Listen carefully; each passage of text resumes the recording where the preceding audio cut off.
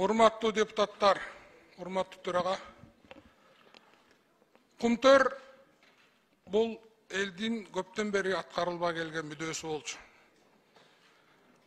Жалгыз эле Ысык Көл областы эмес, бардык Кыргызстандын элинин ушул жүрөгүнө чыккан, көөдөнүндө болгон өтө бир чоң өксүү, бир жетпеген нерсе эле.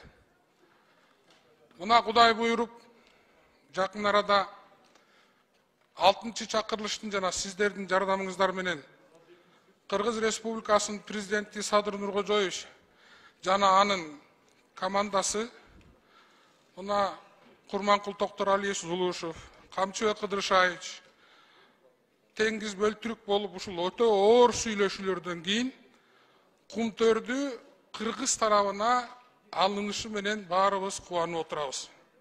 Да, бул иштер оор, жеңил болгон жок. Ошон үчүн ошол аймактан шайланган, ошол аймактан келген депутат катары баардыгыңыздарга ыраазычылык билдиребиз. Өзгөчө мына ушул Кумтөр үчүн эчен өзүнүн турмушунда запкы жеген мына президентибиздин мүдөөсү аткарылды деген ойдобуз. Кумтөр жалгыз гана Ысык Көл эли үчүн эмес, жалпы Кыргыз эли үчүн да мындан ары дагы өтө көп жетишкендиктерге жетишет деген ойдобуз. Кумтөрдүн мына бүгүн да депутатыбыз Токторалиев айтып кетти, Кумтөр бул башка кен байлыктарга бир өрнөк, бир пример болуш керек. Элдин байлыгы элге иштеш керек.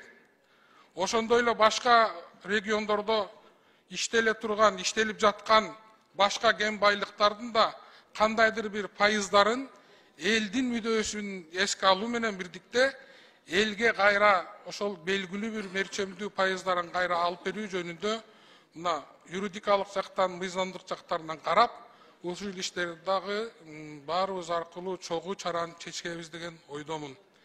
Кудай баарыбызга мындан ары жакшылык берсин. Ушул ыйык орозо айында жакшы башталган иштин да аягы жакшы болот деген ой менен бирдикте Кумтөрдүн эч бир тарапка аз зыян менен, Кыргыз тарабына аз бир өлчөмдөгү зыян менен кайтарылып атышындагы себепкер болгон адамдарга, ошо 6-чы чакырылыштын жана азыркы чакырылыштын депутаттарына, жарандык коомго, ошол жердеги жарандарга бардыгына ыраазычылык билдирип кетким келет. Рахмат сиздерге.